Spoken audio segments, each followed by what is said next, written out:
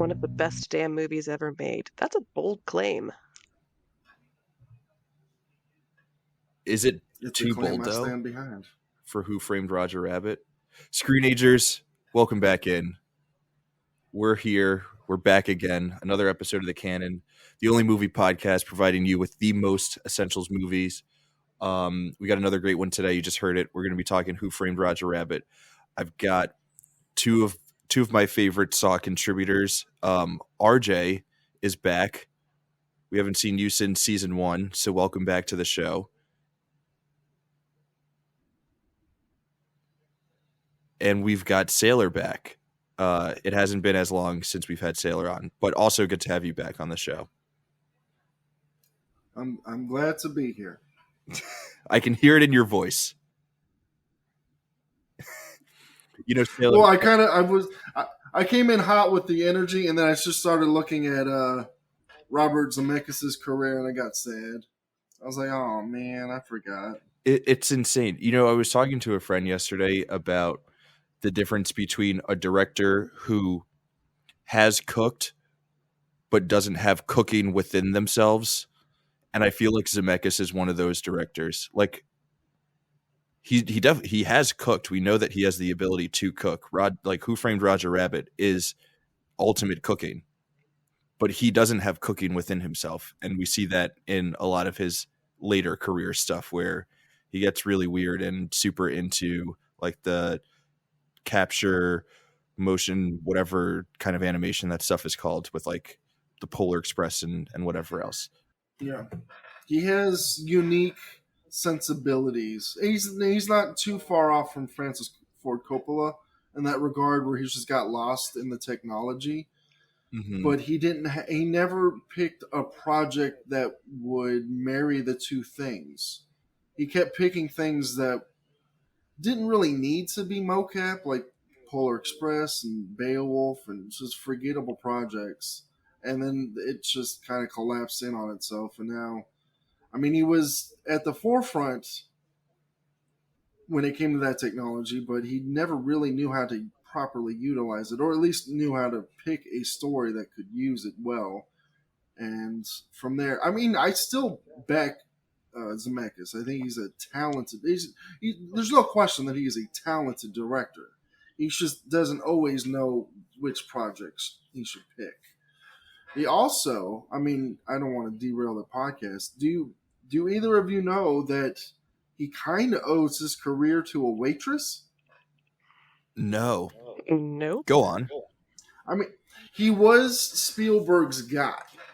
He came up, he was Spielberg's guy because he made I Want to Hold Your Hand, which was a flop. He wrote 1941, which was a flop. He made Used Cars, which was a flop. And Spielberg really saw something in him, but Zemeckis just couldn't get that project up the hill. Everything he touched turned to crap immediately. And he was like, all right, if I'm going to make it on my own, I have to move away from Spielberg, because if I'm attached to this guy, I'm going to get accused of nepotism, and I'm just going to be called, I guess that there wasn't a term for Nepo baby at that time, and it wouldn't really super apply to him because he's not related to him. But he was kind of Spielberg's guy, and he was like, all right, I got to move away from him. And Michael Douglas came to him with a script, Romancing the Stone. Michael Douglas got that script because every day he would go into this diner and he would talk to this waitress. And after they got friendly, that waitress was like, we've been talking for a long time. I just have to say, I have this script if you want to read it. And that was Diane Thomas with Romancing the Stone. And that movie was a gigantic hit. So without that movie, we wouldn't have Back to the Future, and we certainly wouldn't have this. So it really is dependent on Diane Thomas's script. I feel like the ultimate lesson there is to tip your waitress as well. Tip your waitress as well, because they might have scripts. That will make Always. you famous. I love that. Well, thanks, Sailor. Sailor, I've been meaning to add this to our soundboard, and I still haven't gotten around to it. but I want to add a clip from the Led Zeppelin song "Ramble On" for whenever you start to ramble. But that wasn't much of a ramble. That was a really good. That was I a good try piece to of make it as information. concise as humanly possible. I think you succeeded 100%. So I just before, find that part of history super fascinating. That a huge hit, and then Spielberg didn't see a knockoff. He hired her to write an Indiana Jones movie. It didn't get made. I think it involved Indiana Jones in a haunted house. The script is out there. It's kind of wild, but yeah, it's wild how Hollywood can where people get made and talents can be anywhere. It's kind of crazy. Indiana Jones and the Haunting of Venice. Now that's a movie. Him and Hercule Poirot. That's something. That's a team up I'd like to see. That's almost as good of a team up as Daffy and Donald Duck playing dueling pianos at a piano bar. Almost, not quite. Oh, you're gonna have to stick a pin in that because we're gonna talk about that for 40 minutes. Okay, we'll come back to that. But before we get to that, RJ, I know you had a great question for us that will kind of kick off our conversation into Who Framed Roger Rabbit. So, can you please present the question for Sailor, myself, and our listening audience? All right. So, if you have to pick a cartoon death, what is the way that you would prefer to go?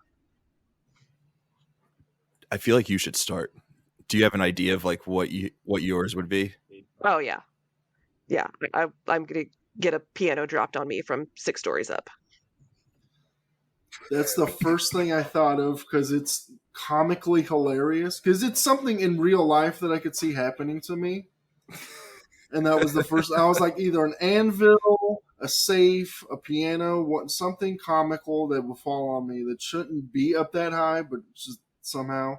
But then I was thinking, I'm like, oh, you know what would be great? A good old Wile E. Coyote death, where he splats into a wall that's painted to look like a freeway under a rock into a cave. And one of those Tunnel. deaths. A tunnel, thank you. Not bridge. I don't know what words are. Tunnel. I just want to drive into a painted tunnel on a. Mm-hmm. The first time I drive right into a painted tunnel and die. That's a good one. So RJ, after you get the piano dropped on your head, would you then have like piano keys for teeth, and then keel over? Oh, that's a good thought. Either that, or the arm sticks out from under the piano and holds a sign that says "ouch," and then just falls limp. Yeah, yeah, and then just drops. Yeah, yeah. I love that. I don't know what mine would be. I feel like you guys took the two best ones. The Wile E. Coyote, running into the fake tunnel, and the piano. If it weren't a piano, it would be like an anvil or something like that. But I feel like piano's the best one because there's a lot that you can do with that comic. Well, there's the other. Well, if it's out of the realm of reality, you could have those black hole thingies that this movie has, and then you just fall into that. Into where I don't know where that takes you. I have no idea what that abyss is. Yeah, but I'll fall into one of those holes and just die. I'm trying to think of like some of the best deaths that Kenny had in South Park. Oh God. Oh. Have not thought of that in years. Maybe that should be one of the recommendations I have. I love how we talk about cartoons and Raph went as gruesome because Kenny never died peacefully. Always like I'm thinking like Looney Tunes cartoon deaths, and he's like, "Yeah, I want to get eaten by rats." Well, you guys took all the good Looney Tune ones, so I had to go to the next place, which is South Park. You missed the very classic, running off a cliff, hanging there for a second, and then looking at the camera and falling. Yeah, that's another classic. Putting out a sign that says "uh-oh." Yeah. And then, yeah. I do like the moment in the movie where Eddie is dropping from the ceiling and Bugs and Mickey Mouse show up. I guess we're just fully in spoilers, but also this movie came out in 1988, so there's no spoilers for a movie that everyone on Earth should see by now. And he's asking if either of them have a spare parachute, but he fails to say the word parachute and just says, "Do either of you have a spare?" And Bugs gives him a spare tire. It's hilarious. Hilarious cartoon humor. It is hilarious, and I love that scene. But isn't it wild that you finally see Mickey and Bugs, and it's nowhere near as good as Donald Duck and Daffy scene. Yeah. All right. Like that should be the Avengers Endgame for 80s kids, where you see the two biggest cartoon characters ever finally on screen together, and it's Mickey really doesn't do anything. He's just there. I mean, it's fine. I guess we can circle like back Mickey to this, doesn't but really you do kind of anything ever, so that feels on brand for Mickey. That's exactly what I was going to say. You kind of realize how much better Bugs is as a character than Mickey is. Like, Mickey is maybe more iconic, more well-known around the globe as an image, but if you're thinking about Mickey as a character, he doesn't do anything. He's not funny. He's not a very charming character. Like, Bugs has all the juice. Bugs is super swaggy, like super hilarious. You know, any Bugs Bunny cartoon that you're watching, like, Bugs is going to do something that is going to make you laugh and chuckle and all that good stuff. And you just don't, I can't think of ever once watching a Mickey Mouse cartoon where I thought, wow, that's the coolest person ever, you know? Whereas with Bugs, you think that all the time. And then you put the two of them together and you finally realize, like, how much cooler Bugs is than Mickey. Disney, please don't come after me for saying that. Well, yeah, he's in the public domain, so you could talk as much shit as you want. They don't care about him anymore. You'll wake up tomorrow with a rabbit head in your bed. He's dead to us. Yeah. And I'm all I'm gonna say is I'm biting my tongue, because if you don't want me to ramble on, because while I do think Bugs is superior in every way to Mickey Mouse, I can go on a tangent defending the shit out of old Mickey Mouse cartoons. Because while he is not somebody any kid looks at and wants to emulate, nobody ever watches a Mickey Mouse cartoon and goes, "Oh, I want to be Mickey Mouse." In the same way that they look at Bugs and they go, "Oh, I want to be Bugs because he's cool." Having said that, he did at one time have a personality, but that time was before World War II. Like, it's so long ago, like in the 40s, like the brave little Taylor and shit like that, where he did have a personality. He was the hero, and things would bounce off of him, but he was never the cause of chaos. Or I'm not going to say he has a lot of personality, but there was a time where he was a little mischievous ass. Before then, he would get into fights and shit. There was a time, but Disney sanitized him, and now he is what he is. But I can concede thanks that. for standing up for Mickey Mouse. Somebody has to. I think everyone knows poor Mickey Mouse. Ain't nobody a fan of Mickey, but I'll be there. Disney needs your help.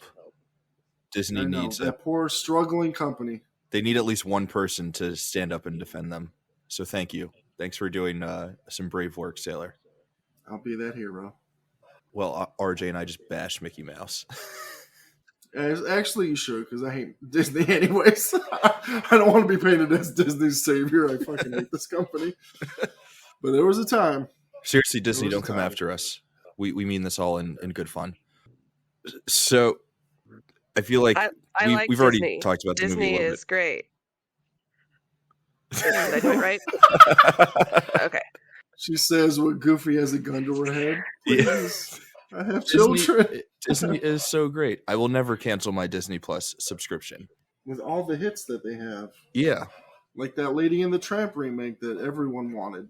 Yeah. You know, I was thinking about it, and then I realized that this movie is on Disney Plus. So that kept me around for at least another week. All right, before we get ourselves into deeper trouble, we've talked a little bit about the movie. We've hit on some of the scenes, but let's take the full step back and let's talk about it from the beginning. Let's do our normal thing.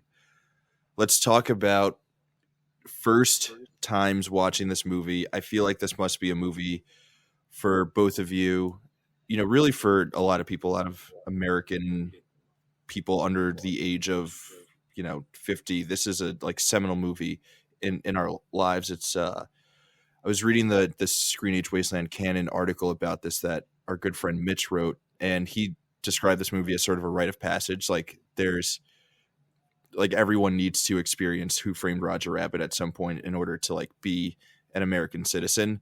It's sort of, it's not like an official thing, but it's kind of just something that happens. So all that being said, RJ, why don't you talk me through your first time watching this movie, your overall history with it, just like what it sort of meant to you in your life and all that good stuff.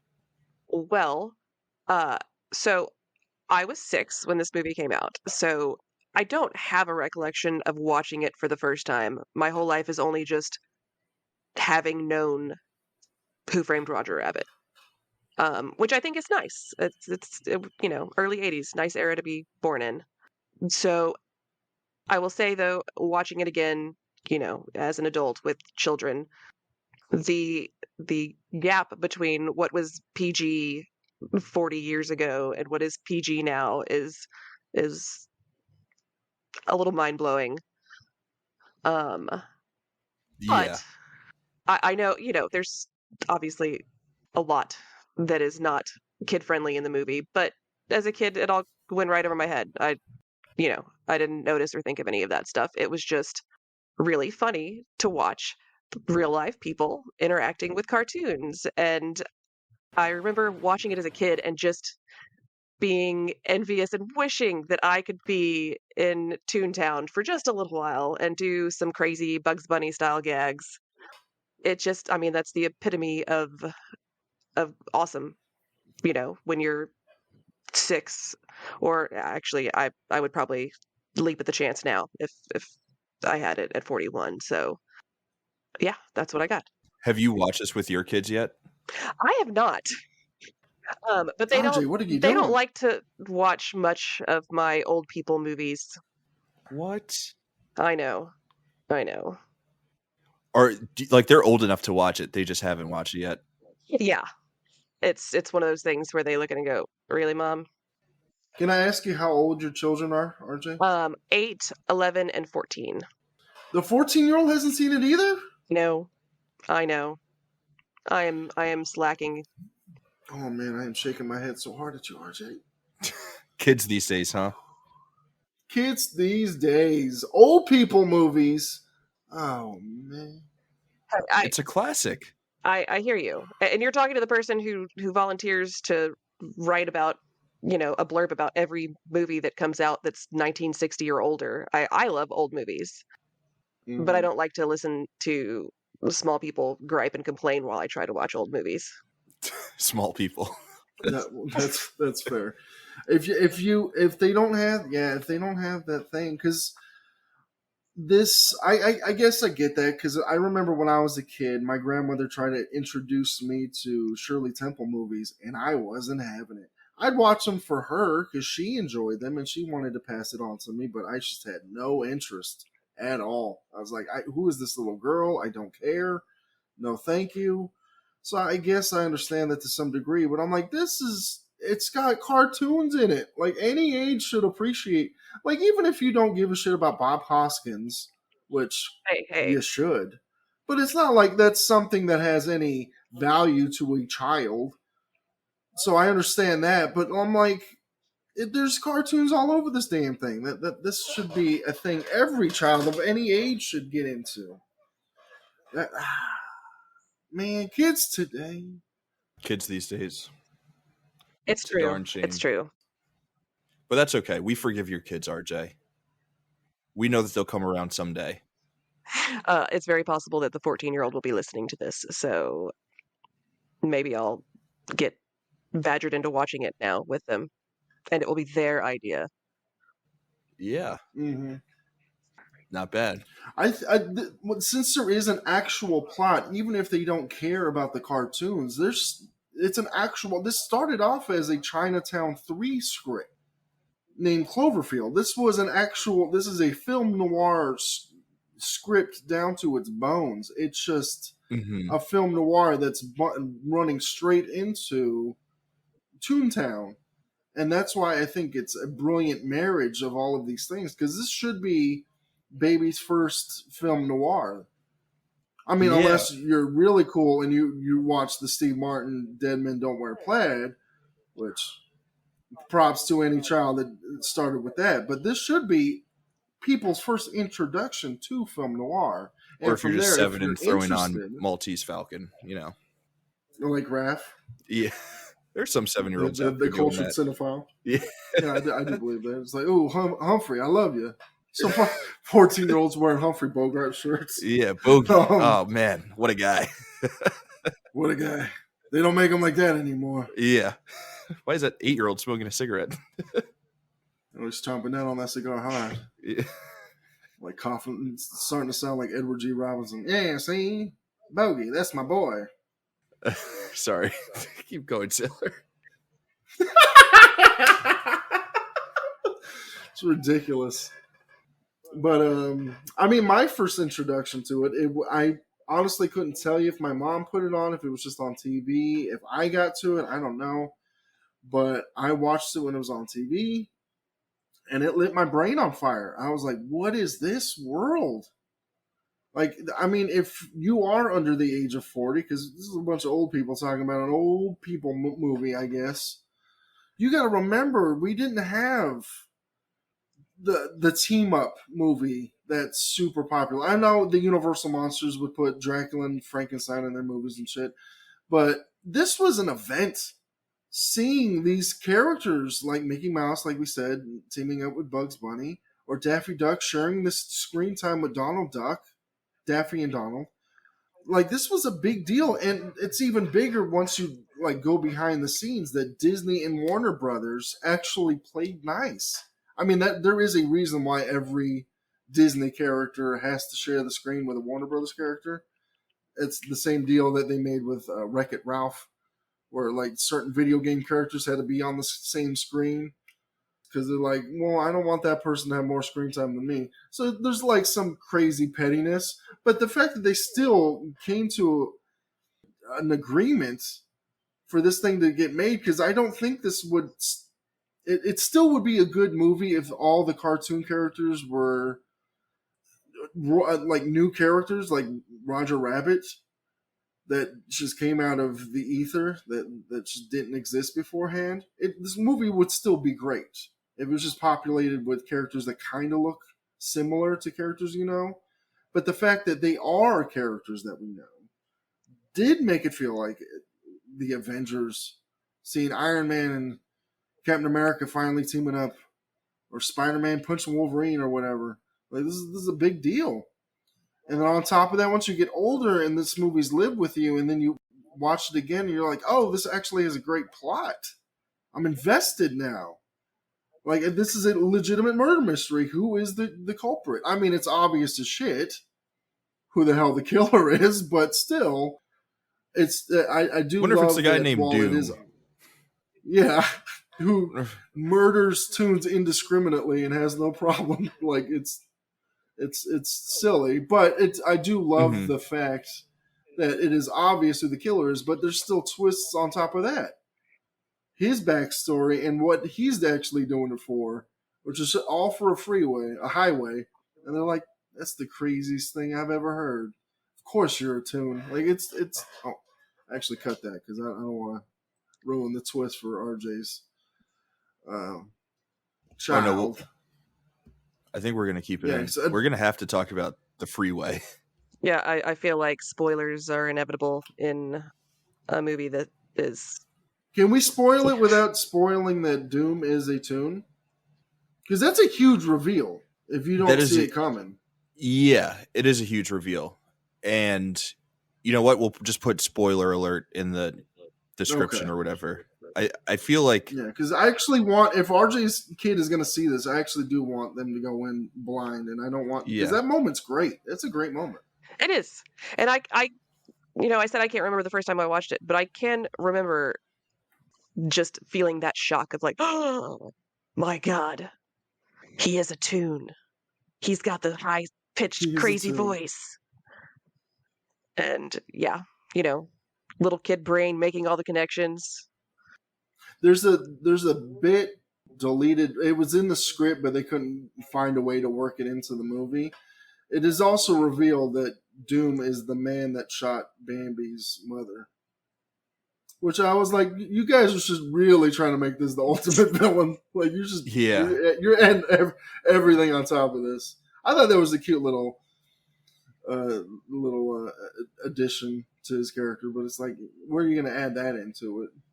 Yeah, I do like that they never show him in full toon form. Did they not?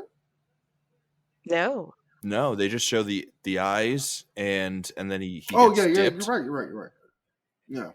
I think at the end, like Mickey Mouse is, it's strange referring to Mickey Mouse on a first name basis. And then Mickey comes up and he's like, do we know what toon he was? And someone's like, yeah, we know who he was, but we're not going to say it. He's gone, so we'll just leave it. And that kind of mystery just hanging over the whole thing is really kind of, I don't know, it adds like another layer of evil to his character. Like the mystery of not knowing who he actually was, or like ever being able to see who he actually was, is like kind of makes him even more terrifying. I've always, in my headcanon, he's Bimbo the Clown from Betty Boop. But that's just me, because they have similar builds, and this is going deep. I'm apologies. I watch a lot of old cartoons. I did do a list of the 100 greatest theatrical shorts for a reason. I love old animated shorts, but I mean, he has similar build. His head's kind of the same, and it would tie into the older school. It would make sense that he's been around for that long. I mean, even though that would be the same time frame, because this is set in the 40s. And well, I guess Bimbo didn't talk. This is the now you can put in the ramble. Yeah, I don't have it yet. I'm not prepared. You can put in the placeholder hockey pad thing. Yeah. I'm not wearing hockey pads. There it is. So it's beautiful. I love it. We talked a little bit about the end of the movie. Let's jump back to the beginning, because I feel like the opening scene is on its own just an amazing bit of cartoon humor. Like that would be its own great cartoon short if it was just its own thing. What did you guys make of that cold open? I think it's brilliant. I think it's keeping in line with the cartoons that are of that time, where a character is put in a position where they just have to watch a character and chaos ensues. And then from there we go behind the scenes, and it's a great reveal that like cartoons are shot like movies, which I love that idea. That cartoons are actors in this universe. Like all of these things like are like big ideas, but like a child can grasp it. It's like, oh, he's a cartoon. He's an actor. Like he's on a set. It's not just animated and you just watch it. It's like, yeah, he has to go to set. He has to clock in, and he is his own stunt double. And whatnot, and he does the wrong. Instead of getting the wrong line, he gets the wrong birds above his head. Like instead of whatever the hell it is, stars, it has to be birds or whatever it is. Like that's how he flubs his line, is he gets the like things like that. It's like little tiny ideas that just create this larger universe, and it really does feel fleshed out. But it's a great little scene, and then the reveal that the little baby in it is like a foul-mouthed little Danny DeVito type, just drinking, smoking cigars and looking up girls' skirts. Like it's all great. Yeah, I agree. I think it's fun. I mean, like anytime you can watch that, like the poor guy chasing the kid around, and the kid is getting into all manner of mischief. No, I can't remember. There was one from when, my youth that was like a more modern, where that was a pretty typical scenario. And so, when you're a kid and you're watching it, you're like, okay, well, this is just a cartoon movie, okay. And then, they cut, and it's like, well, they're just people. They're cartoon shaped people and playing a role. That's I think that kind of added to for me, the like idea that, it would be really cool if this was real. This was like how it was, and the cartoon were real, and I just didn't know it yet. But I could run into one day and bash somebody over the head with a giant hammer, and they would flatten and then puff back up or something. It feels like, since all the best things about this movie are from the movie and not from the book, because I do want to talk about the book a little bit, because the book and the movie are radically different. They are who censored Roger Rabbit? Roger Rabbit is not a cartoon character. Give some background for those who don't know. It's the nuts and bolts of it are kind of the same. Where Roger Rabbit is trying to investigate his own murder, and he's trying to figure out who did it, and he teams up with the detective. But in that universe, he's a comic book strip character, and the cartoons can make doubles of themselves, and that's why they're able to get an anvil on their head or drink a vial of poison, because the double is doing that, and then the double will die.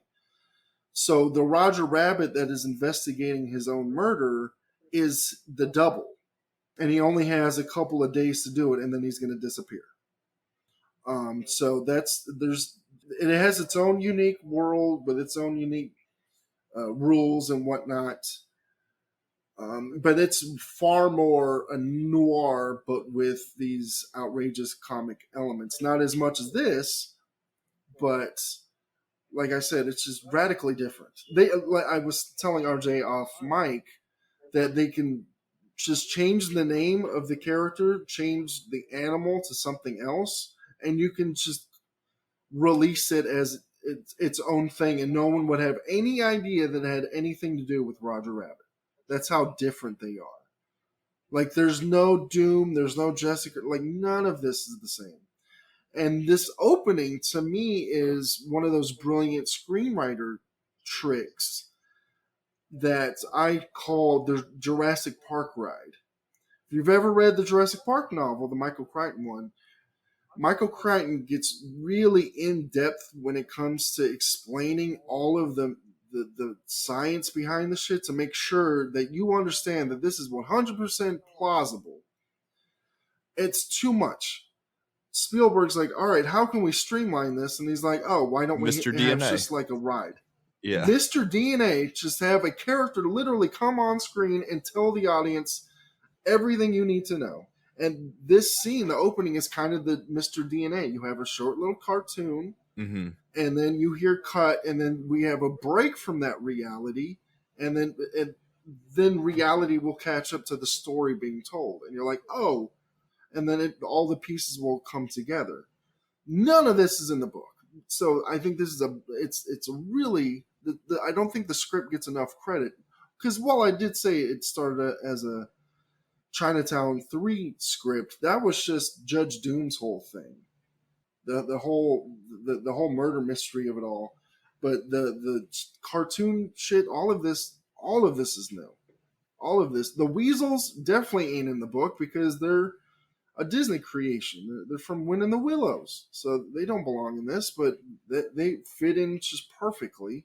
Which I didn't know for the longest time that they were Disney characters. I thought they were just fun little weasels until I, a couple of years ago, watched all of the Disney movies for whatever, something on the site. We were probably ranking all the Disney theatrical movies or whatnot.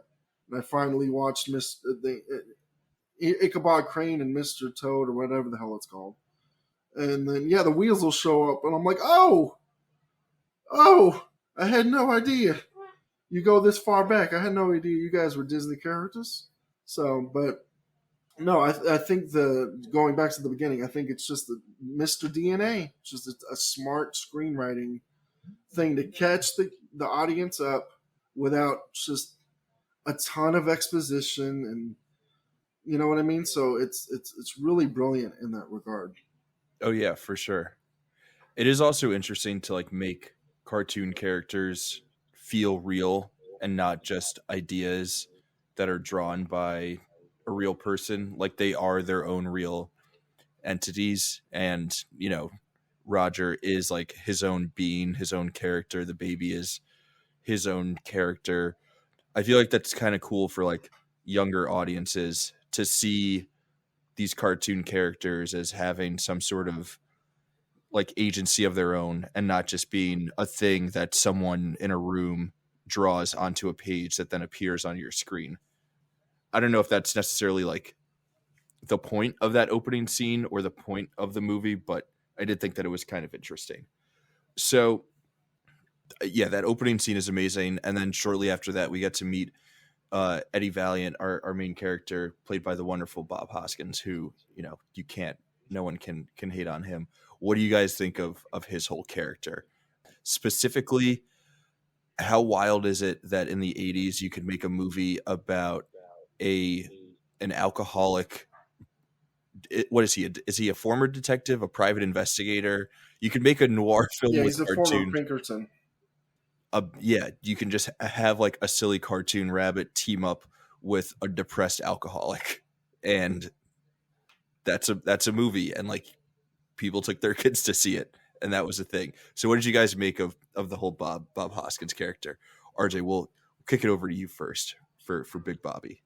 Well, the 80s are great, obviously, for that and many other reasons. But he's awesome. The actor is awesome, but as a character, things that I didn't think about as a kid watching it, but as an adult and having a little bit better grasp of what's happening in the movie, I like the perspective of him as someone who has gone from someone who liked the Toons and helped the Toons to someone who absolutely loathes them because this thing happened to his brother, and it was a Toon that killed his brother. And that is, I think, for many people, the way that prejudices develop. Something happens and you pick out a reason why, something to blame, and in his case it's Toons, and then you build a whole little warped sense of reality around that. And it was I like that the movie doesn't hit you over the head with it, but it's still there as just kind of an underlying theme, and he slowly gets sucked in and figures out that that he doesn't need to hate all the Toons, and I think it's very nicely done. And as far as his character, and I can't remember, am I supposed to be talking about like just the introduction to him or just what I think of him as a character? Because just what you think of him as a whole.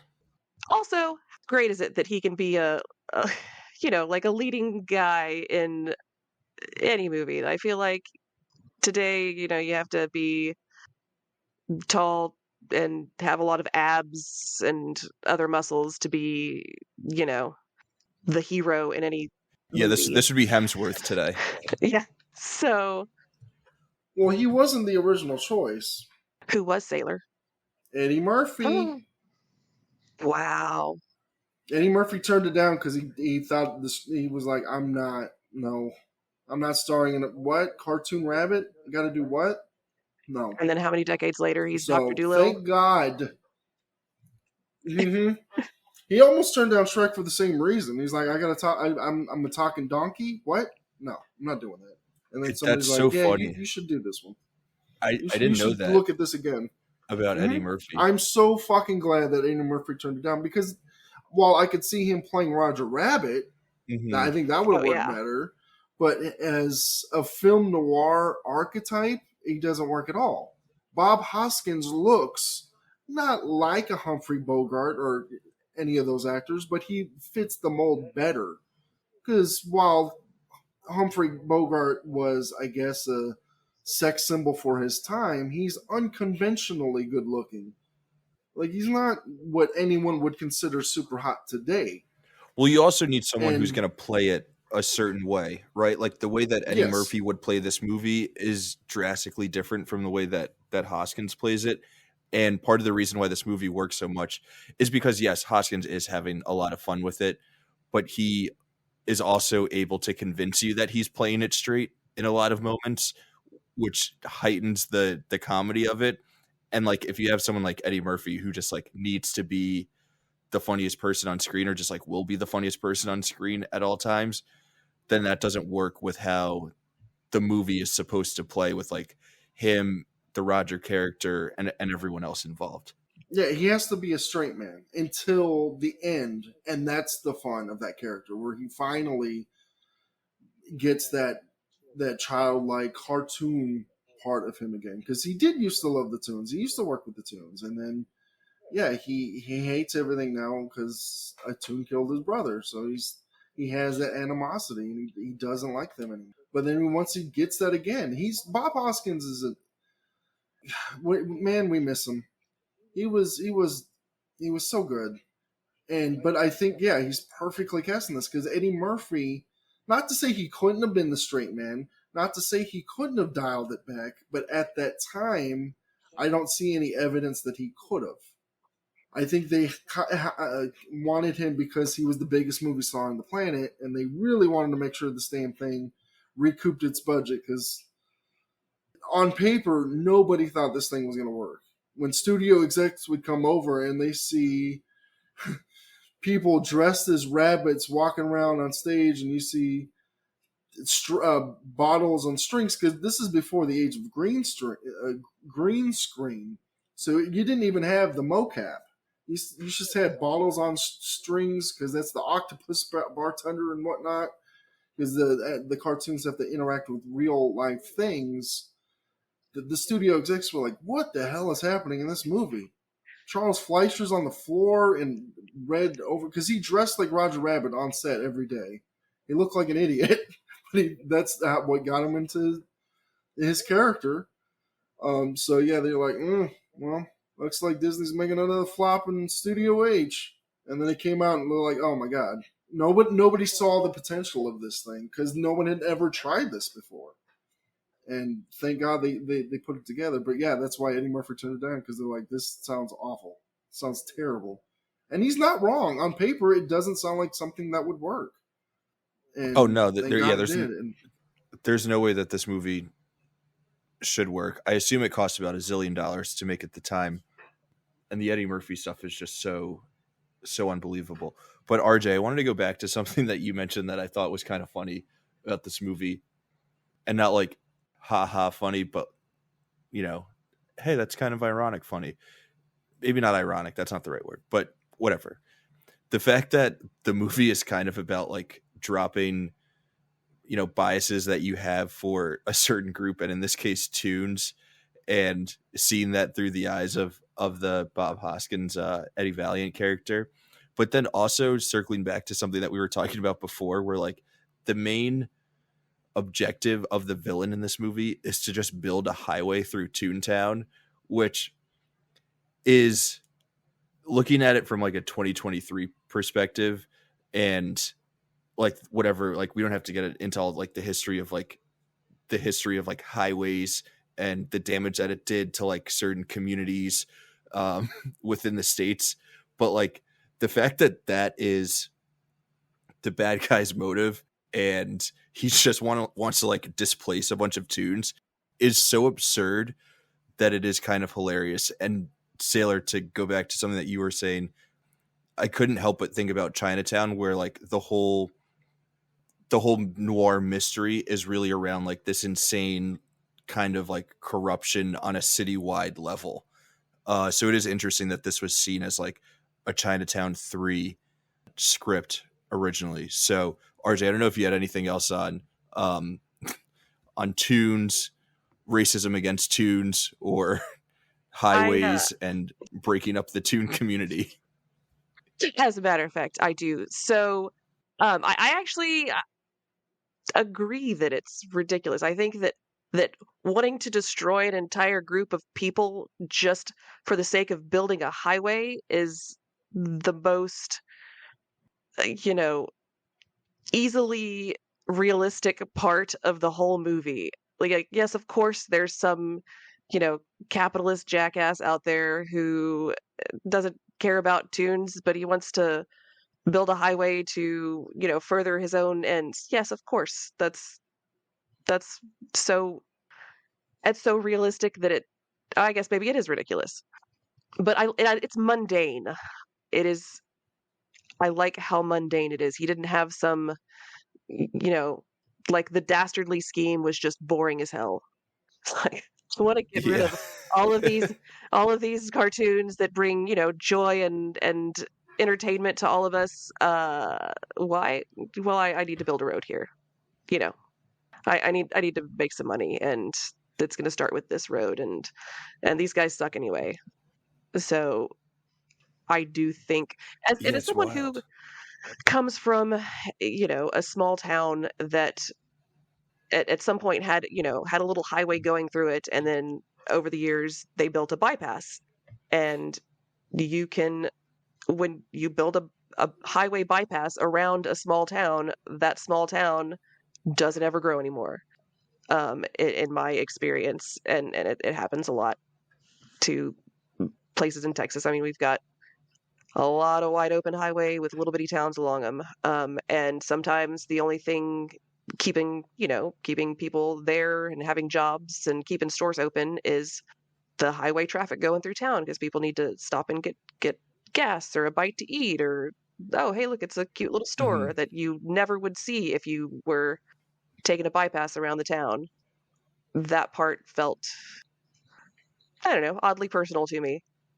It's really weird.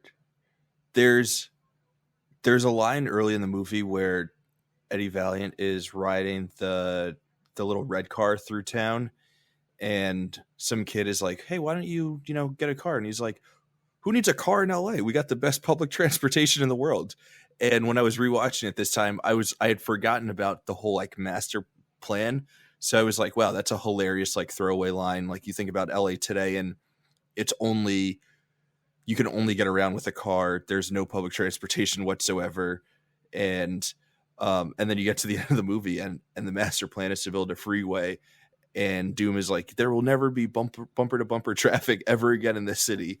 And again, you're like, you think about LA today, and you're like, wow, that's like a hilarious joke with just like the perspective that we have about everything that's happened since then.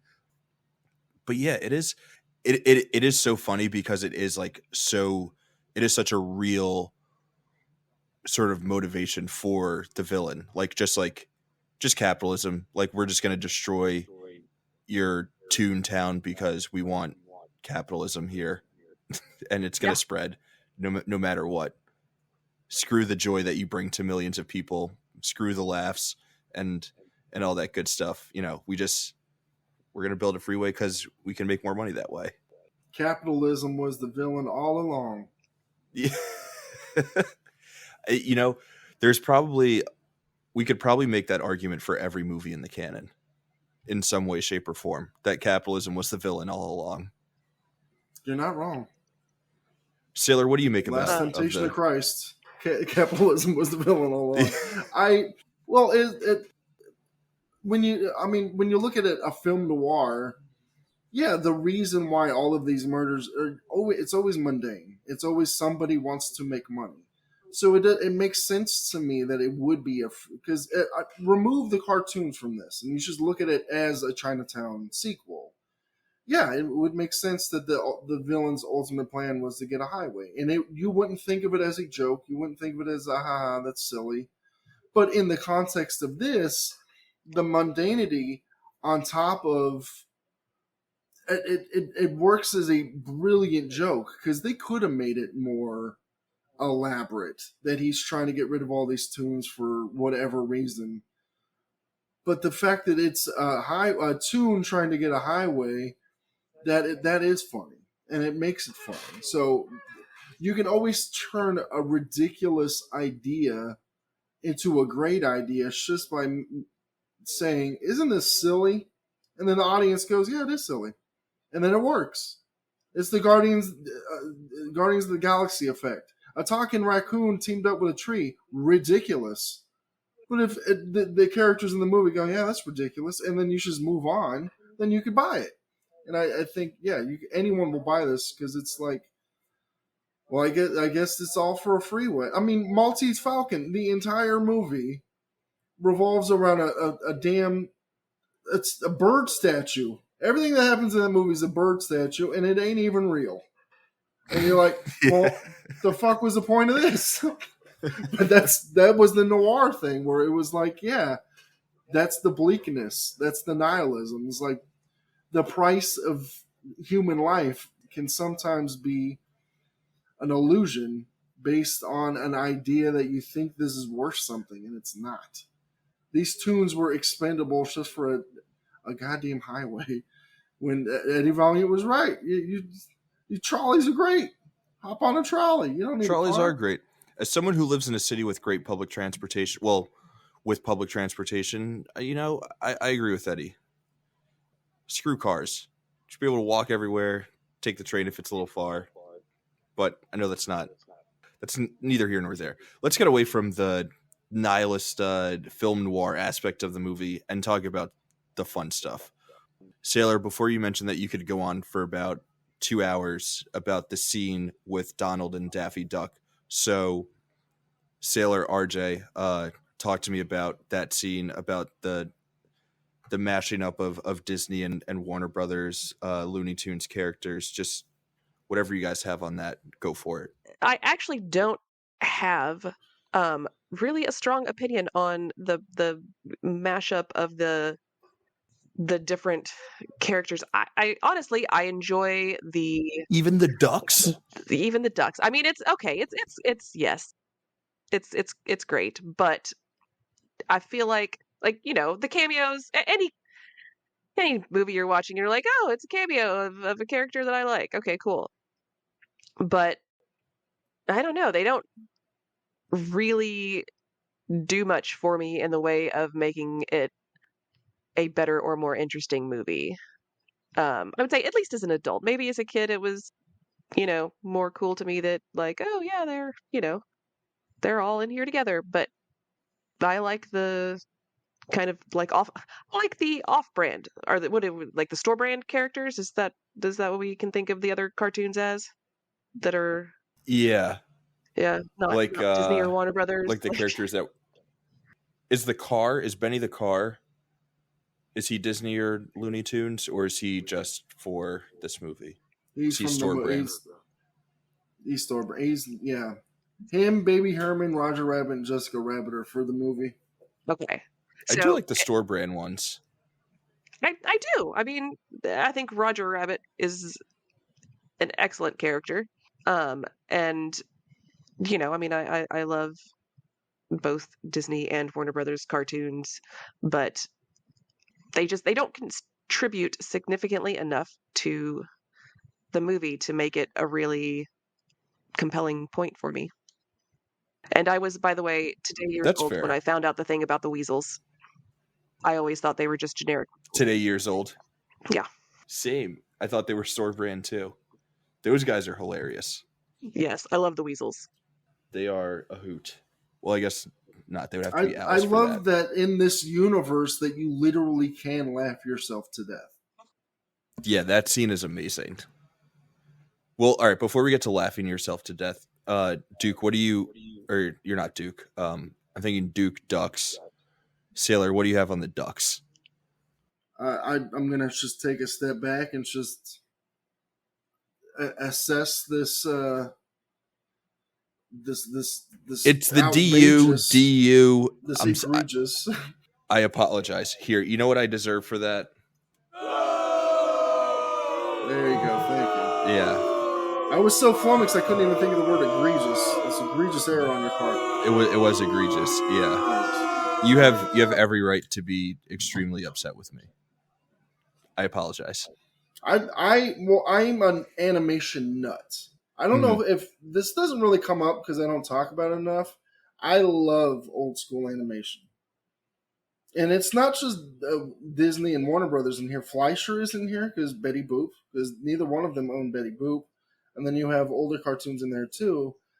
I love old school animation. I always have been ever since Hanna-Barbera cartoons because the Cartoon Network, because they would play all the older cartoons on there. So I've always been in that. So this is literally could not be more up my alley. I'm not the biggest film noir fan, but I got to that later in life, and now I have a deeper appreciation for it. And plus, the huge elephant in the room that we have been talking for an hour and we have not talked about, the sexual awakening that is Jessica Rabbit. How big a role that played on people of my generation. Because while I can't say that I am part of that population that is attracted to cartoon characters, I will say that there are some that have made an impact on me, and she is definitely one of them. RJ, as the one woman in the room, I am interested to hear your thoughts about the sexual awakening for a lot of young boys that was Jessica Rabbit, and like how you like interpreted that character and how you like responded to her, if you like thought that it was weird that she was a cartoon with, you know, a lot of sex appeal. As a kid, that part is it just, I mean, she was just a woman singing, and the part that stuck with me was like, how the hell does she see with her hair like always, flopping down over one eye? As an adult, A very valid question. One of my favorite dialogue exchanges is when Betty Boop is talking to Eddie, and they're talking, and she's confirming that Jessica Rabbit is indeed married to that Jessica's married to Roger Rabbit, and he's astounded for obvious reasons, and she says, "What a lucky gal." Yeah. That's an amazing line. Obviously, Roger Rabbit is a stud if you're a cartoon. Well, because I know the joke is like, really, this guy?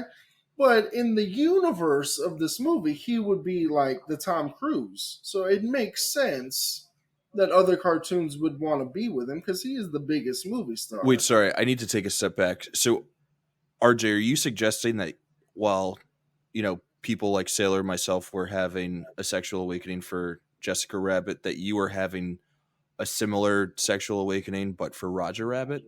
No, there was no awakening of any kind. It was just, I really just wanted to back you into that corner. Yeah. It's more of a awakening, discovering the world of irony than any kind of sexuality. So. What about Bob Hoskins? Bob Hoskins with his shirt off. Was that must have been the awakening? The ideal male form. Yes, obviously, that is true. Sadly, I think that was not the case for me. I didn't think, wow, yes, this is what a man. I want to marry Bob what Hoskins. A man. I feel like we got totally derailed. Yeah. So I'm sorry, guys. I can't really commiserate. You're sounding flustered. I don't know. You're starting to sound flustered thinking about Bob Hoskins with his shirt off, and I don't blame you. You've completely derailed me now, Raph. I'm not going to be able to concentrate for the rest of the talk. Who wouldn't? I'm just thinking about shirtless. He was almost cast as Wolverine for a reason. The man is a stud. Sailor, I think you were getting ready to ramble on about the Ducks. You were talking about your love for. You keep bringing up the Ducks. I didn't say anything about the Ducks. I want to know what you think about the Ducks, Raph. Because I love both of the. I love both of those ducks, and I feel like that's one of the best scenes in the movie. I don't know if we were talking about this either off mic or early in the episode, but the Bugs Bunny Mickey Mouse scene, it leaves a little bit to be desired. But the two ducks being on screen at the same time, they're both probably the funniest people or funniest characters in their respective cartoon worlds. So getting them on stage together, I felt like was one of the the highlights of this movie and the mashup value of it. But I'm sorry for my obsession with ducks. I apologize. Well, spoiler alert. Eventually, because I've done the list, it's waiting to get some contributors so we can get the damn thing published. I will do a top one. Well, Screen Age Wasteland will publish the 100 greatest movie moments of the 80s. The dueling duck scene, high on the list. High on the list. I think it's in the top 20s. I mean, it's got to be For a close to reason. number one, Not just right? I mean, if I had my druthers, it would be. Wait, what should be number one? The ducks. Obviously, it's the ducks. I was thinking shirtless Bob Hoskins. Oh, we're all getting flustered. God damn it. He does it again. He did. See, that's why. Thank God Eddie Murphy wasn't cast. He wouldn't have had that raw sexual energy. Yeah, exactly. Bob Hoskins. Everyone knows that. But in addition to the fact that you have two iconic characters, it's the fact that you finally have their energies bouncing off of one another, and that's so great because they are very similar to some degree. I mean, Donald is more proactive because he's a war veteran dealing with PTSD and he has crazy outbursts, and Daffy is a victim of his own greed, so he's usually the victim of things. So to have those two go at it, and the fact that it's the biggest show of the night, and they have to just keep getting new pianos every night, I think is really funny because they can't go through a set without destroying each other. It's so great, and I'm glad that they have the showcase. Because while I would have liked to have seen Bugs and Mickey have a bigger role, or at least a better cameo in this, I think the filmmakers did have the same problem you guys have. Is like, what the hell are you giving Mickey to do? I mean, unless you go back to the older Mickey where he's more mischievous. I mean, the Mickey Mouse that they were really pushing in the 80s was the all shucks good old boy. I don't do nothing wrong. I'm Mickey Mouse. So you can't really do anything with a Groucho Marx type Bugs Bunny working against the Mickey Mouse that doesn't do anything. So these ducks. Sailor, that Mickey Mouse impression was spot on, by the way. Yeah, it sounds like, I'm a good old boy. I'm a Mickey Mouse. That's exactly what he sounds like. Identical. Do either of you Disneyland many times. Do either of you guys do any other cartoon character impressions? I can do them. They're just going to be as good as Mickey Mouse. So I don't want to keep derailing the podcast with these, because you'd be like, "Oh, is Walt in the room?" I think probably. Is he back from the grave? Any impressions I could do would probably sound like Sailor's Mickey Mouse impression too. So, which is spot on. Yes. I'm goofy. Look at me. I don't know what I am. Wow, that was incredible. My dog? I don't know. Oh my god, we might get it's sued uncanny for some sort of copyright infringement. That was wild. Take it easy, I Sailor. have been called the Mel Blancs, the Mel Blanc of my generation. So just saying.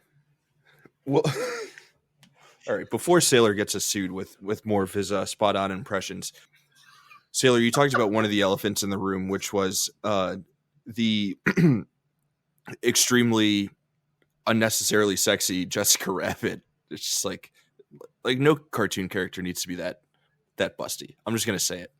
Okay, we don't need that. That's Betty too much. Boop was best. More was she busty? Am I Mandela affecting myself? Was she busty? I mean, rewatching this, her bust was more modest than Jessica Rabbit's, but that might just be by comparison. So anyway, I brought that up just to bring up the other elephant in the room, which is, I think we talked about this a little bit on the front end, but how terrifying the Christopher Lloyd Doom character is and how terrifying his death scene is.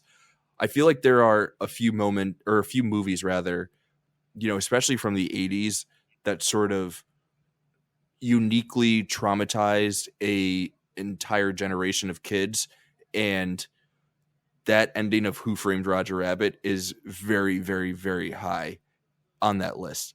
I think of like Indiana Jones and the Temple of Doom as being the other big one, but the Christopher Lloyd death is certainly up there for most traumatizing moments for a generation of young Americans. RJ, And it do goes you on have specific forever. memories of the first time that you saw that, and how you felt about it, how you felt about it, what rewatching the movie, what do you make of that whole death scene? Well, okay, so the lead up to the death scene is great. That is obviously the best part of the movie, and Bob Hoskins doing his song and dance and the weasels laughing themselves to death is amazing. But yeah, Doom's death is horrifying, and it I feel like I and this may be just a made up memory, but watching it as a kid, it seemed like it just went on forever, like just endless amount of time watching him scream and get rolled over by the what is the thing? The steamroller. Steamroller. There you go. As an adult, I don't find it that much less horrifying. It's still just like, It holds up.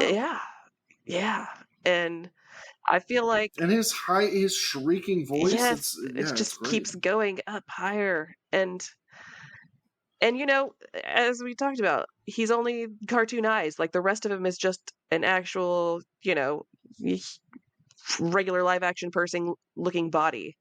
And so, my imagination can do lots of terrible things just thinking about like, oh, that looks like exactly how horrifying it would be to get to, death by steamroller. So, yeah, traumatizing a generation indeed. Sailor, were you also traumatized? Mm-hmm. I sure was. I'm sorry, I'm back in my goofy voice. I sure was. I'm goofy. It's always a good impression if you have to say who you are. Oh yeah, of course. Yeah, I'm goofy. I'm Donald Duck.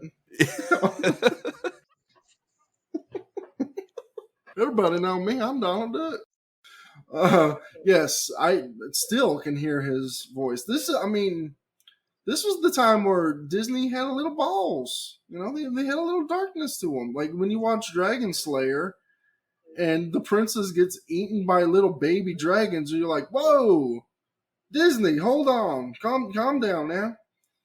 Like Something Wicked This Way Comes, The Black Hole, they had a little edge to them in the 80s, and that softened hard. They were like, yeah, we're done with this.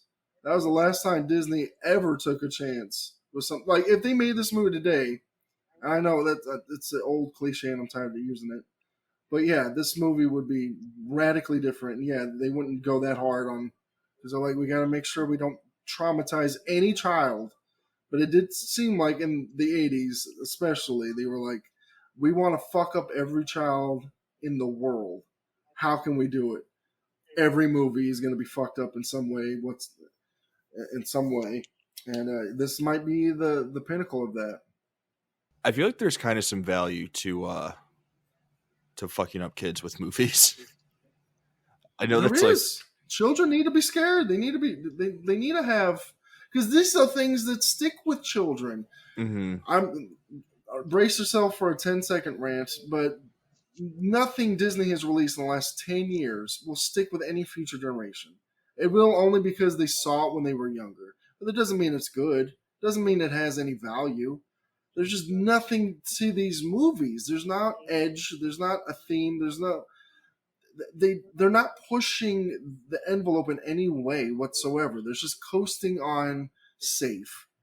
How can we market to the 4 quadrants? This is a time where they didn't care. Or at least they were willing to roll the dice on things that might fuck up your child. They might get some hate mail. And they definitely did. But they were still willing to roll that dice to fuck up future generations, and God bless them. The 80s, we had a Transformers movie where Optimus Prime dies at the end. Right. It took them 5 we don't talk about theatrical movies to get around to that. You know what I mean? He doesn't come back. He's dead at the end of that movie. There's no Allspark that's like, oh, we got to get him, but nope, he's dead. Taylor. And there's no sequel to it, so canonically, his ass is dead. It's too soon. So, too soon, Taylor. Movies today, yeah, too soon. When they killed when they killed Spider-Man in that Avengers movie, they're like, "Oh my god, what balls?" I'm like, the sequel comes out in a year. Like, it's not like we gotta wait 5 years for Spider-Man to come back. No, his ass is coming back in like 6 months ago. Just calm down. I mean, it's still crazy I that feel like kids had to live with.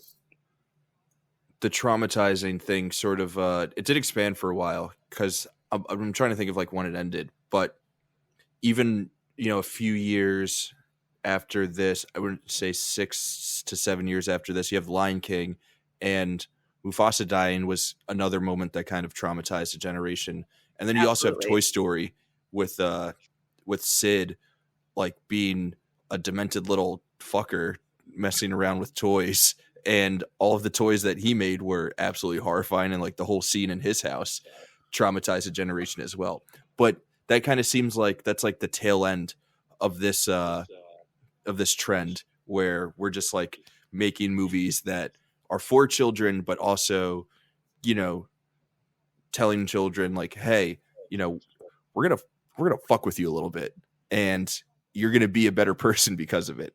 I don't know if like we actually are better people than kids today are because we watched fucked up movies when we were 7 years old, but I like to think that there is some merit to sitting down when you're way too young and watching Christopher Lloyd get steamrolled and scream for what seems like an eternity while his eyes are like popping out of his head, But what do I know? I will say it was I'm just a guy who saw a movie. terrifying. Not the cartoon movie that traumatized me the most from the 80s, but certainly up there. Yeah. I feel like that's one of those. Yeah, Disney was never going to make a. Oh, go ahead. Oh no, I was just gonna say like the Christopher Lloyd death, the Doom death in this movie is one of those moments that like everyone of a certain era, knows and has thoughts about. Like you were saying, these moments that live with you. Well, I can tell you why the trend died is because these movies didn't make any fucking money. I mean, this did obviously, but the '80s was not a good decade for Disney. So they were able to traumatize them with Lion King because Little Mermaid and Aladdin got them out of the hole. They saved them from bankruptcy. So yeah, there's a reason why they were like, yeah, how about we stop traumatizing kids with these dark ass movies that aren't making any money? Cough, cough, Black Cauldron. How about we actually make shit that people want to see? And we're like, yeah, that sounds like a good idea. Not a terrible idea. Well, RJ, Sailor, I think we covered pretty much everything, unless you guys have anything else that you want to touch on regarding Who Framed Roger Rabbit. If there's nothing else, I think we can jump into everyone's favorite part of the episode. We'll do some recommendations for Who Framed Roger Rabbit. Sailor, RJ, as both of you guys know, for each movie that we introduce into the canon, we recommend 3 things that people should check out if they like said movie. So for Who Framed Roger Rabbit, we're going to each give 3 recommendations. At least one of those recommendations has to be another movie. The other 2 recommendations, they can also be movies, but they could also be anything else. It could be a TV show, a comic book, a novel, a painting, an album, a restaurant, whatever. We like to get really creative. The only rule is that we stick to 3. And if you are recommending movies, we just want to make sure that they're movies that are not already in the canon. So with all that being said, let's jump into our recommendations. Let's go RJ, Sailor, Raph. We'll each give one brief explanation for why we're recommending it, and then kick it over to the next person. So, RJ, whenever you're ready, give us your first pick. So first pick is going to be let's see. I did not rank these in order. I'm gonna go. Okay, so my first pick will be Animaniacs, the TV show, the old one. I think there's a new version, but because I mean, Nice. cartoons being zany and a lot of combination of things that are funny, much more funny when you're older and can understand them, and as well as a lot of that old style humor. I loved Animaniacs. Even I like in high school, I believe my friends and I were still watching Animaniacs just because It was great. It was always funny. That is a great show. I love that show. That's a great first pick. Hell yeah. Sailor, what's your first I almost went with recommendation? the cartoon too, and I hope I'm not stepping on anybody's toes with this pick. It's not my pick.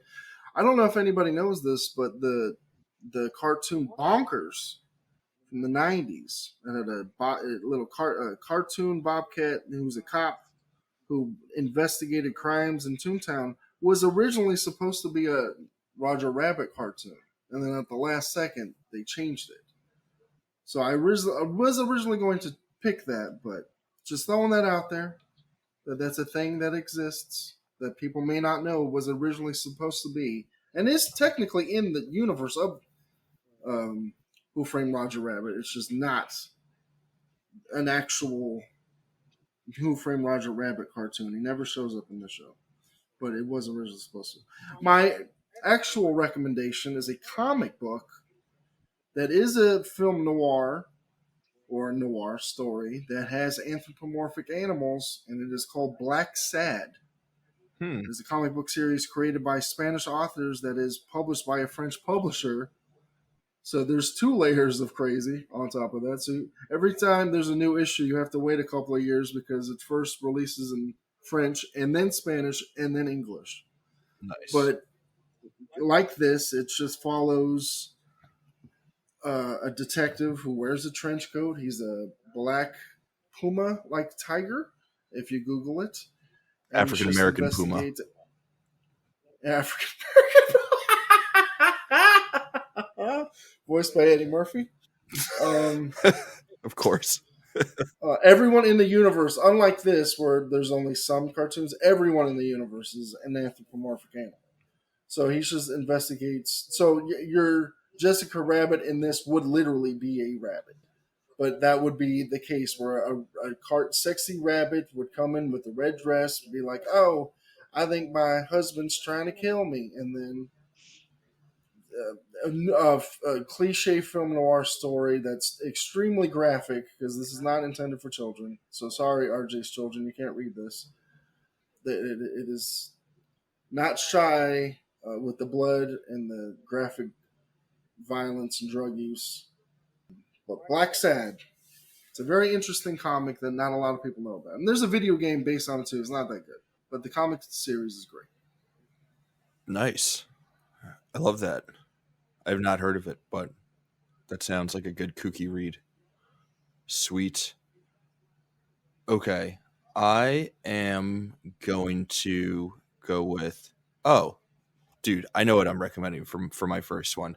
This is so unbelievably obvious. So we talked about it a lot. Bob Hoskins, obviously hottest man to ever live.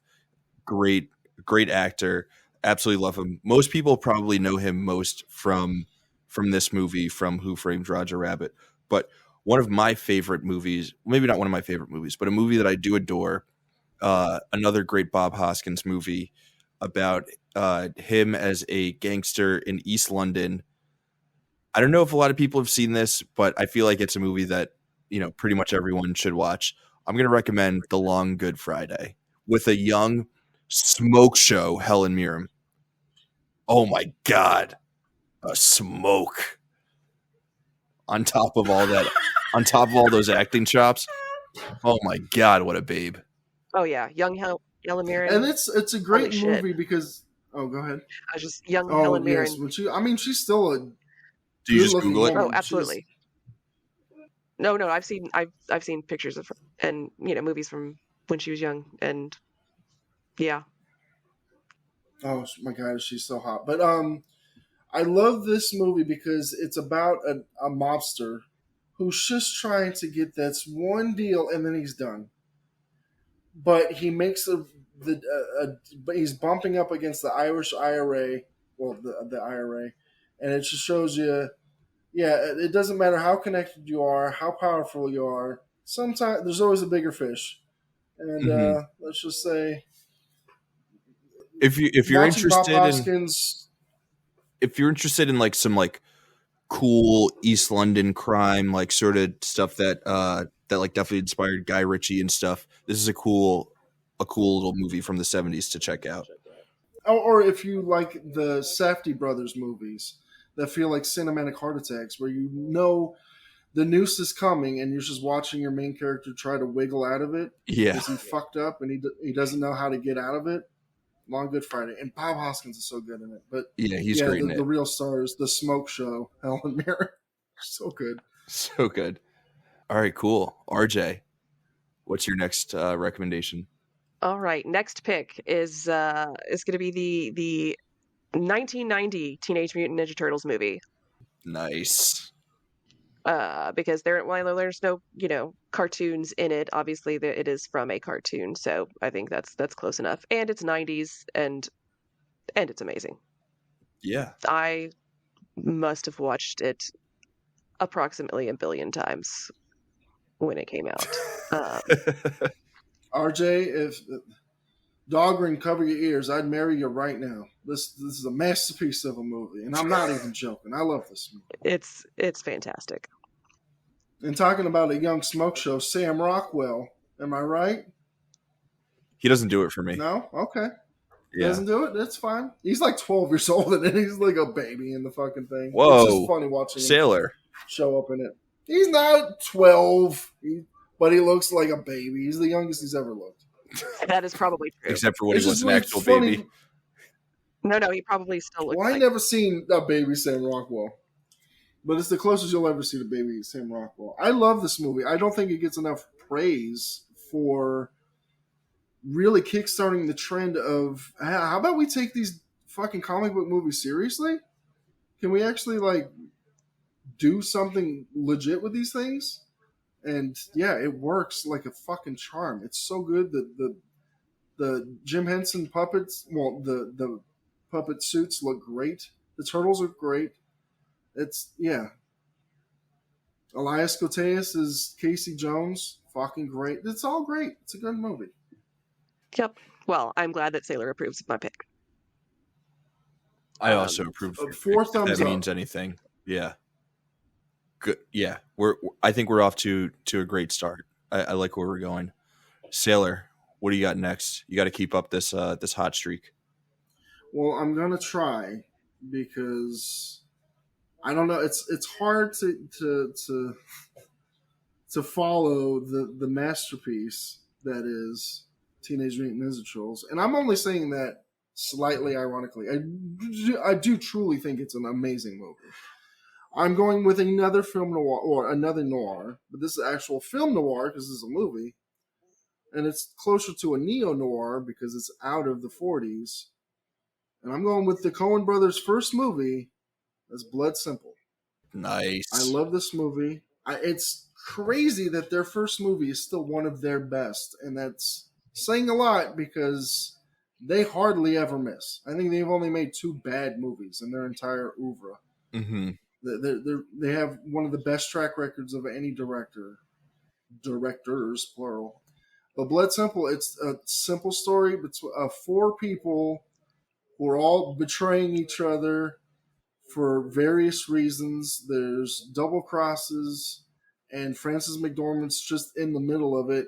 And at the end of the movie, 2 characters end up fighting each other that you wouldn't expect, and it's one of the most tense scenes in cinematic history. I can't recommend it enough. If you love the Coen brothers and you've never dug far enough back, if you think they started with Fargo, go a little bit further back and discover this gem. And I think, this is a hot take, I think this is better than Fargo. So just throwing that out there. That is a hot take. Simple. I've been meaning to watch this one for a while, so I'm happy that you recommended it. That's a great shout. Cool. So, all right, up to me. My second recommendation. All right, I'm actually super excited for this one. I'm going to go with another movie that does a really good job of blending live action and cartoon sort of sensibilities, aesthetic into one really technically impressive, cohesive movie, the same way that Who Framed Roger Rabbit is. And for that pick, I'm going with Speed Racer by the Wachowskis. Absolute banger of a movie. And it's not like quite doing the same thing, but it is mixing live action and cartoon aesthetics in one of the most like unimaginable ways possible. If you haven't seen it, it is like one of the coolest movies you'll ever watch. And it's really cool that in the last couple of years, people have reclaimed it and have started talking about it as, the achievement of cinema that it is. Because when it first came out, a lot of people were like, what the hell is this? This doesn't make any sense. And, in the last couple of years, people have realized that the Wachowskis were like absolutely cooking when they made that movie. So Speed Racers. I knew people, I knew a generation would catch up to that movie. When I saw it in the theaters, I'm like, one, I knew it was going to bomb because I'm like, nobody's going to get this. Yeah. But I was like, in 10 years, people are going to catch up to this because it's as close to a live-action cartoon as you can get. I think that movie's great. It's bonkers. It's so much fun. It's so great. I'm going to have to watch that. I've never seen it. Oh, yeah. You'll love it. It's got John Goodman and a monkey. What more do you need? Oh, I don't need anything more than that. That's a great selling. That's a great selling point. I don't know what else to say. It's got John Goodman looking like Mario, and there's the monkey. Yeah, like go see it. Go see it now. You put John Goodman in anything, and I'll watch it. Hell yeah, I will second that. All right, cool. RJ, we're back to you for your third recommendation. What you got? All right, last pick. So this is my favorite whodunit to watch, and always has been. And that is the movie, or you could play the board game, Clue. Ooh. Nice. RJ. Nice. Killing me with these picks. I love it. Great. I've never seen I'm not joking. I just rewatched this, and it holds up remarkably well. It does. It's fantastic. I think I could watch it like once a month and be perfectly happy to do so and never get bored of it. And it ties into Who Framed Roger Rabbit because Tim Curry was almost cast as Judge Doom. Oh, interesting. That could have worked. Huh. I think he had it, and then he had to back down for some reason. But I know he was super, super close. If it wasn't Christopher Lloyd, it was going to be Tim Curry. Yeah. I mean, yeah, he would have worked as well. The amount of roles that he almost got is insane. Because he was almost Joker, so it's kind of crazy. I haven't seen Clue, RJ, but recently I went through all of the Kenneth Branagh, Hercule Poirot movies, so I feel like Clue is like the next step in that watch. Yeah. So I'm excited to check this one out. I'm assuming you said the Kenneth Branagh Hercule Poirot's, right? Yeah. Okay, you need to go further back because the originals are so much better. They're so much better. Peter Ustinov is have you seen the originals? Well, no, but I like the Branagh ones. I'm not saying that I doubt you and that the other ones are better, but I find a lot of entertainment value in what Branagh did. He's doing something. I'll give you that. He's doing something. I don't want to shit on his performance because he's not bad in it, but when you see him compared to Albert Finney or Peter Ustinov, you're like, oh, yeah, he's doing something. I don't know what the fuck he's doing, but all right. Okay, you mean like performance-wise, not directing-wise? Because I feel like performance. Oh no! The direction is fine. Yeah, the movies are fine. I think he's sorely miscast. He should not have cast himself in those movies. The mustache is great. The mustache is doing 90% of the work. I just think he wants to do the accent, and yes. I'm happy for him. Do what makes you happy. But he didn't have a fat suit, and the character is supposed to be fat, and it's a defining characteristic of that character is that he's fat. Let Kenneth Branagh have. It is. It's he needed to be way fatter. I'm just saying, way fatter. All right, Sailor. What's your second pick? No, not bad. Or your last pick? Go back to my last pick. We're talking about a movie about rabbits. We're talking about a movie with a rabbit that traumatized people. Well, how about we triple down on a rabbit movie that traumatized people? That's right. I'm going with Watership Down. Now, if you've ever seen a picture of Watership Down, you would think, oh, I could show my children this. It's about rabbits. Well, let me tell you something. I think anyone who's shown this movie to anyone under the age of 10 should be arrested. This is one of the most violent movies, one of the most graphic things. You will see a rabbit bleed out in a snare trap, where he's begging for his life. He's got blood shooting out of his eyes. I'm not exaggerating. This is a movie about cartoon rabbits, and you're like, Jesus, this is worse than Schindler's List. His follow-up, The Plague Dogs, is even worse. But I'm not... I want some people to watch this movie because no one should watch Plague Dogs. It's one of the most intensely sad experiences. This, at least, there's some hope to it. And it's just rabbits who are just trying to survive, and how hard it is for small things in this world to survive. And John Hurt is in it, and he gives you a heartbreaking performance. And again, there's rabbit murder, hashtag rabbit murder all throughout this movie. I've never heard of this movie. And Sailor, I think I'm going to say something to you that I don't know if anyone's ever said this to you before, but I think you've seen too many movies.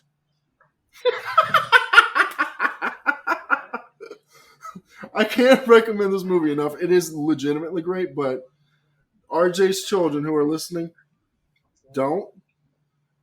This should be a Twitter challenge. Can you make it through this movie? Can you make it through it? Because I doubt you can. RJ, have you ever heard of this movie? I've never heard of this movie. But really, this isn't that obscure. This is a British classic. I actually really kind of want to go watch it now just to see if it's as messed up as Sailor is indicating. But I'm kind of morbid curiosity Well, I guess and just fear are battling now. Just now, I am to be clear, I am recommending the 1978 movie. I do think they remade it with James McAvoy. I haven't seen that one. I think it's a miniseries on Netflix. I can't speak to the quality of that one. I am talking specifically about the 78 one, which is great. And if you're looking at the images, the first couple are like, oh, these are cute rabbits. And then the third one is this rabbit covered in blood, foaming at the mouth. And you're like, Jesus, somebody made this? And that's what I have to say about that. It's one of the few animated movies that is in the Criterion Collection for a reason. Because no one else should pick this up and distribute it. When you were saying movies with rabbits that traumatize people and rabbits traumatizing kids, I thought you were going to go with Donnie Darko. Same. I know. You know I hate that movie, though. I hate it, so I'm going with watching it down. I did not know that you hated that movie, but now I do. Is it in the canon? No, it's not in the canon. Okay. Because I'm like, put me on that, and it'll be a 4-hour podcast, because I will get into minute detail on why the fuck I hate that movie. Well, we don't need to do that. But what we do need to do is for me to give my last recommendation. So I really only had the two that I wanted to give, and the last one I can't. I'm like, nothing else has really inspired me, so I'm gonna take the easy route, and I'm gonna go with the live action cartoon mashup movie that informed a lot of my childhood. I wasn't so much a Who Framed Roger Rabbit kid, but I think, maybe for kids of the 90s, like people more my age, I think Space Jam was the big one for us. And like I played basketball growing up, so all that stuff. So I'm going to recommend Space Jam. It feels like a lazy pick. It's a very uninspired pick. I know that, but I couldn't think of anything else. So that's my final recommendation. Oh, I'm glad you went with that. I had it on my list, and then I was like, nah, that's everyone else will think of that too. But it feels it's like wrong too obvious to not have it on the list at the same time, because it is great. I love how you guys' brains works, because I was going to go Double Indemnity, and I'm like, well, everyone's going to pick that one. I actually was thinking Double Indemnity as well, but I hadn't seen it. I'm like, it's the most classic film noir. Yeah, I haven't seen it in a while, so I wasn't confident in my abilities to recommend it. But Space Jam I watch like once a week, so yeah, as you should. Yeah, it should be a canon pick. Not actually once a week, but I've seen it many a times. And you know what I'm actually going to do? I'm going to take that back. I'm going to recommend the Space Jam. I don't know if it was PlayStation 1 or PlayStation 2. It must have been PlayStation 1. I'm going to recommend the Space Jam PlayStation 1 video game where you get to play as Looney Tunes or as the Monstars and do like ridiculous dunks and stuff, and it's a ton of fun. So that's my third recommendation. Nice. It's funny that I really thought one of us was going to pick the Chip and Dale Rescue Rangers movie because that is technically a sequel to Yeah. Who Framed Roger Rabbit. You know, I haven't seen it. I feel like if we had Duke on, that would have been one of his picks. So that'll be know it would have. That'll be the honorary terrible recommendation. No, it's not terrible, but I would rather this exist than the actual Who Framed Roger Rabbit sequel that was in development hell forever. Toon. Well, yeah. All right. Before we did y'all not know that there was going to be a World War II movie with Roger Rabbit? That would be a prequel, right? Yeah, that they wanted to do that, and I'm like, why? You know what I would do? I would see 1917, but Roger Rabbit is the main guy. Yes, if Roger Rabbit was in a remake of 1972 or 1917, but then somehow ended up shooting Hitler in the head. Oh my god! It's like Band of Brothers, but with Roger Rabbit. Yeah. Yeah. Mm-hmm. Yeah. Oh, and in that Saving Private Ryan, revealed, but Private Ryan is Roger Rabbit. Saving Mm-hmm. Private Roger Rabbit. Well, it was revealed that he's Bugs Bunny's father in that original script. Oh yeah, that just sounds like it was born out of a studio exec meeting. Yeah.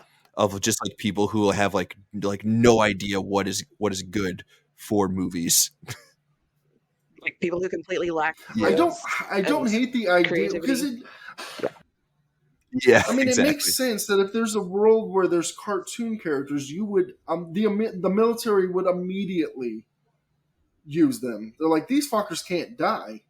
Get them out there, put them on the front line. So it makes sense, but it's also that would be Michael I don't want Bay's. that much realism to this. That would be Michael Bay's Roger Rabbit movie. Yeah, I don't want that.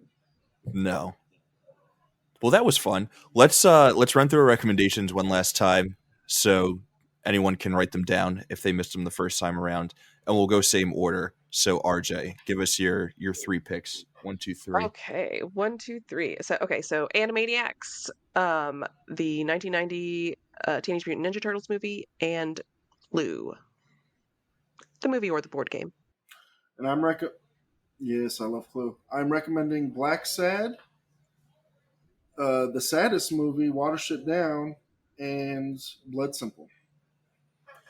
And I'm recommending the great Bob Hoskins in The Long Good Friday, the Wachowskis' version of Speed Racer, and Space Jam, both the movie and the video game. I'm pretty sure you can't check out the video game, so just watch the movie.